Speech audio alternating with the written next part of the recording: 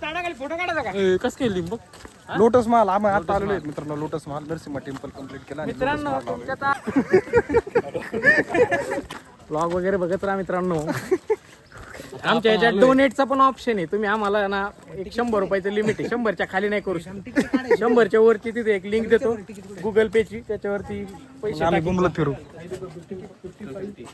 Ticket कुठं काढायचं. तर नमस्कार मित्रांनो. आता मी सध्या लोटस महलच्या एक अपोजिट साईडला आहे. म्युझियम टाईप म्हणू शकतो. गणपतीची मूर्ती आहे. ओके इथे एक मूर्ती पाहू शकता. नागिनी विजयनगर हंपी अशी मूर्ती आहे. त्यानंतर ही एक मूर्ती आहे.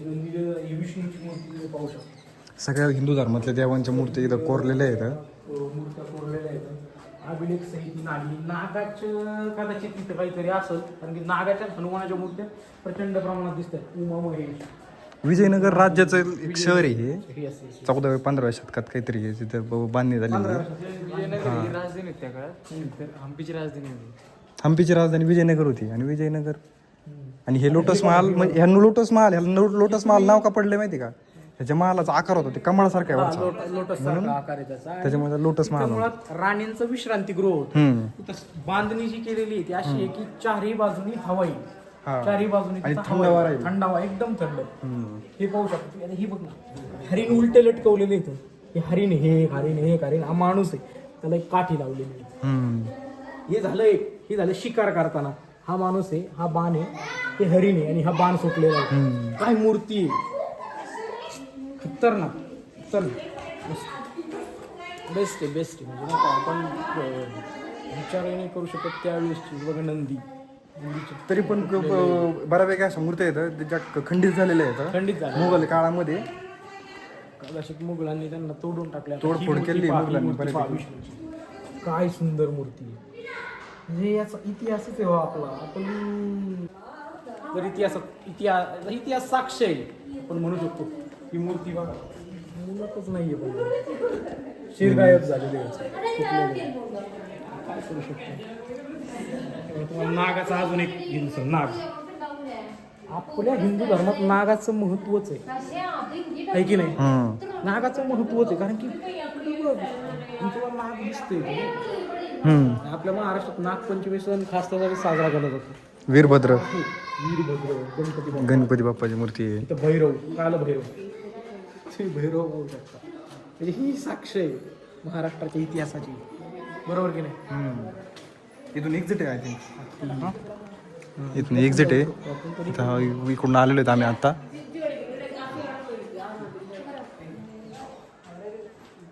मित्रांनो बघा दूरपर्यंत किती सुंदर दिसते डिझाईन.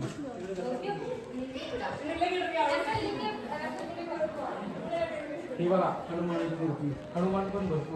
हनुमानाच्या मूर्ती पण भरपूर येतात. ही हनुमान झाली बॅकर कॅमेरा. हे बघ परत इथे एक हनुमान. इकडे बघ ना. हे सगळ्यात मेन म्हणजे हे पहा ना. हा व्ह्यू किती सुंदर व्ह्यू दिसतोय. आम्ही तिथं जाणार आहे.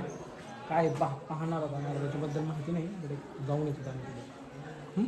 तर आपण आता या राण्यांचा महाल याला म्हणता येईल. राण्यांच्या महालासमोर आहोत. तुम्ही बघू शकता. एकदा तुम्ही दाखवा त्याला. त्याच्यामध्ये हे सगळं बांधकाम चुना आणि दगडांचं बनवलं. इथले खांब कमानी आणि घुमट सजावटीची नक्षी याचे इथले प्रमुख वैशिष्ट्य आहेत मित्रांनो. आणि संपूर्ण इमारत ही जसं की सौर्याने आता सांगितलं चुना आणि दगड वापरून बनवलेली संपूर्ण इमारत. आणि उन्हाळ्यात सुद्धा इथे एकदम थंडावा. आता बाहेर आहे तुम्हाला ऊन लागतं. आत गेल्यानंतर लगेच थंड. इतकं उत्कृष्ट नमुना आहे. आपण आतमध्ये जाऊन पण पाहू शकतो. आणि हा जो परिसर आहे हंपीचा याला युनेस्को कडून जागतिक वारसा स्थळ म्हणून घोषित करण्यात आलेलं आहे. ठीक आहे. कदाचित इथे एक राणी राहत असेल.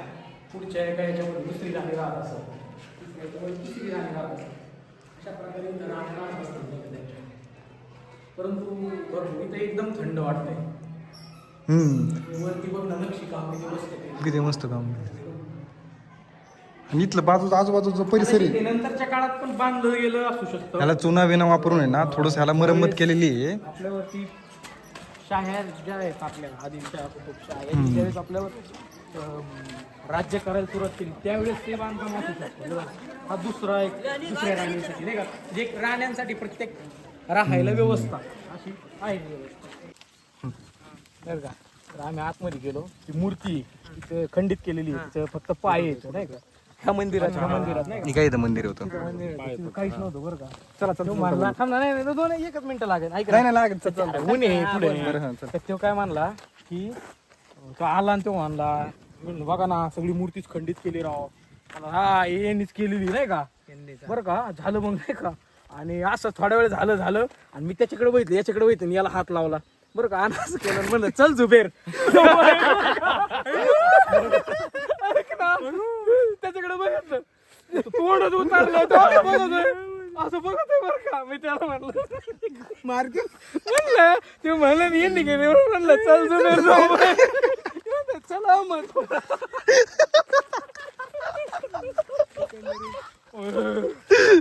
लय चाकडलं ते, अरे लय चाकडलं पाहिजे ते. मला तुला सांग त्याची बायको म्हणते काय झालं लय हसलो मी त्याच्या जाईन तो कसं माल केला आम्ही कंप्लीट, आणि त्यानंतर आता इथं आली होती. अंतर 100 आहे, पुढे अंतरावर आहे 2 किलोमीटर.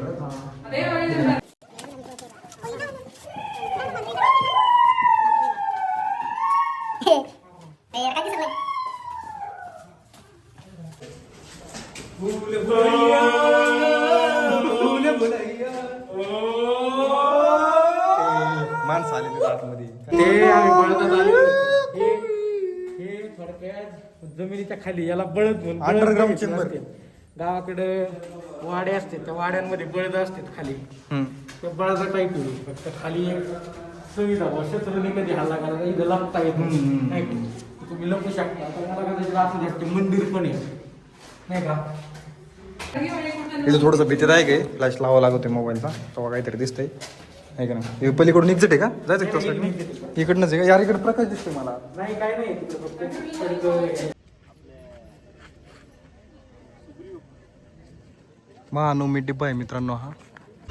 तर मित्रांनो आम्ही आलो आता राणीचा वॉशरूम बघायला. आता ही कोणती राणी काय काय माहित नाही. तिथं वॉशरूम आहे, राणीचा वॉशरूम बघायला आलो. त्या इंडो इस्लामिक आहे पण इंडो इस्लामिक का? इंडो इस्लामिक आर्किटेक्चर आहे.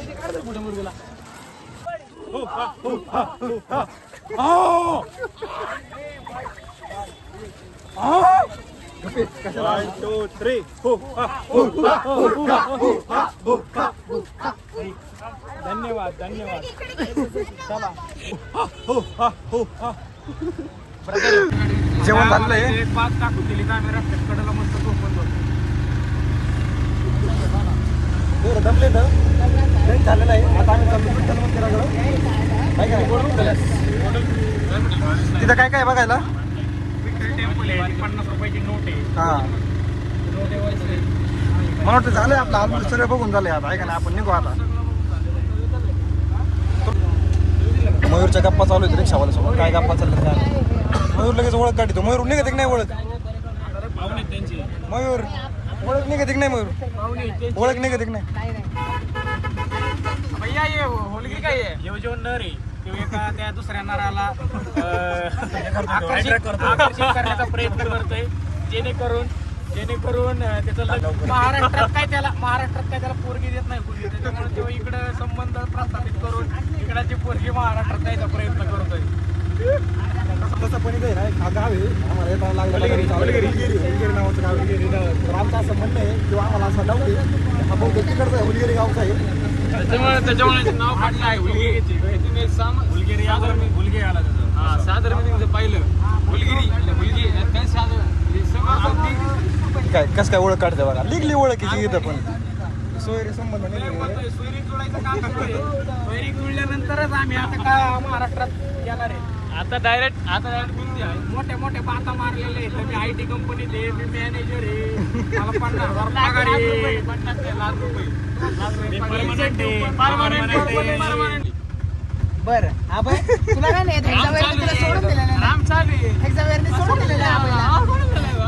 मयूर सारखे डिपेंडन्सी क्रिएट करायची आहे आम्हाला पण. मी माझं अस्तित्व तसंच निर्माण करणार. मी पण असं म्हणून काही होत नसतं आबाई अस्तित्व.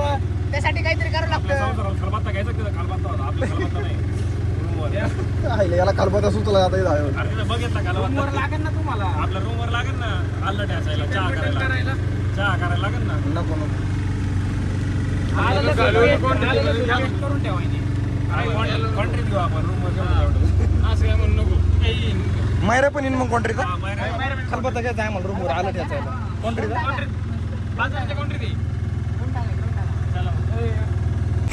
विठ्ठल मंदिराकडे आलेलो आहेत मित्रांनो आम्ही आता इथून एंट्री इथं रिक्षा लावली बघा एकदम इथं आम्ही रिक्षा लावली आणि उतरलो आता इथं विठ्ठल मंदिराची एंट्री आता आतमध्ये गेलो पाहू कसं आहे काही पर्यंत हे तर मित्रांनो ही इलेक्ट्रिक गाडी आहे हे इलेक्ट्रिक गाडीने पण लोक आहे ना जाता येतं ये जा करता येतं 1 किलोमीटरचा लोक डिस्टन्स आहे ज्यांना चालायचं नाही ते असे इलेक्ट्रिक गाड्यांमध्ये जाता येतं मीटर अंतरचीच आम्ही रिक्षा उतरलो त्यानंतर 1 किलोमीटर अंतर आम्ही चालून आलो होतो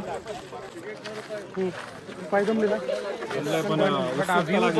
व्ह्यू बघ मस्त व्ह्यू आहे लागले कसं असेल आपण आता आम्हाला इथं काय माहीत नाही इथं गाईड पण विचारता येत नाही का गाईड पाहिजे का पण आम्हाला काही गरज वाटत नाही आहे व्ह्यू बघा आणि इकडं हा अंजनेरी पर्वत आहे जो काल आम्ही एक्सप्लोर केला होता इथं तिकीट किती आहे काय माहीत नाही आम्हाला बघू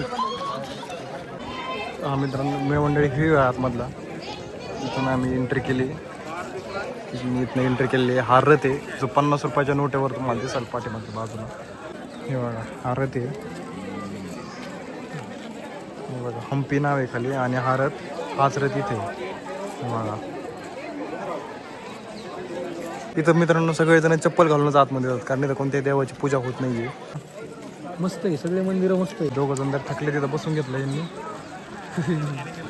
चांगलेच थकले अंजनेरी पर्वत काल आम्ही एक्सप्लोर केलेला आहे पूरा रथ है ना इसको पेंटेड था ये बारिश की वजह से गया आता आमची जर्नी कंप्लीट झाली आम्ही गेलो चालत गेलो बघून आम्ही माघारी चाललेलो आहेत आता इट्स एंड एंड हम्पीचा एंड झालेला आहे आज आणि आम्ही आता निघतो पुण्याच्या दिशेनं लय झाला आता आहे का नाही जिरली आमची रिक्षावाला आम्हाला फोन करू कदारला आहे 4 वेळा फोन केला तरी 4 वेळा फोन केलाय तो म्हणतो या या या पण आम्ही इतकी तिथून हटायलाच तयार नाही आपल्याला आहे ना जर का कधी आपल्याला म्हणजे का वाटलं की याला आपण इन्व्हाइट करून हे करू शकतो आता एक फ्रेंडशिप झाली ना सोबत आणि कसं असं बोललं तुमचं चांगलं बोलणं आहे नाही का त्याला पण एक विश्वास बसला पाहिजे हा की ट्रस्टी पीपल आहे मग काय आणि ते काय होतं माहिती एकमेकांशीच बोलतायत कंटिन्युअली बाहेरचा माणूस त्यांच्यासंग बोर झाले एकमेकाला त्यांना थोडंसं बोलून भारी वाटलं नाही का हॅप्पी झाले ते चला मित्रांनो आम्ही निघतो आता इथून रिक्षा आमची गणेशला वैतागलेला आहे गणेश पण वैतागलेला आहे काय झालंय आम्ही थोडा उशीर केलेला आहे त्यामुळे आमचे चालक जे आहेत जे आमचे सारथी आहेत ते नाराज झाले आपल्याला पण आहेत ते काहीच बोलणार नाही आमच्या सोबत चापा बोले ना चापा सुकलाय फार गौरवला पुढं बसले फॉर्म बघा फॉर्म नाही कळत त्याला म्हण ना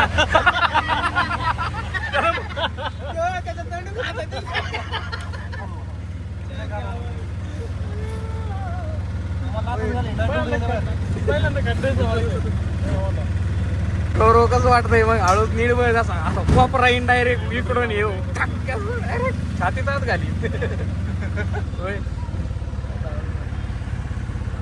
याला फ्लिप नाही करता येत असं डायरेक्ट असं कॅमेरात फ्लिप करावं लागतो का ट्रॅव्हल करतोय आता सगळेजण आता घरी जाण्याच्या आम्हालाच भीती वाटायला लागलेली सीन बघा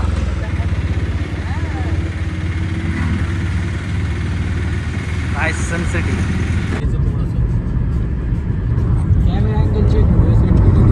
तर मित्रांनो आम्ही आता चाललो रिटर्न पुण्याच्या दिशेनं वाजलेत रात्रीचे 8:30 आणि आता आम्ही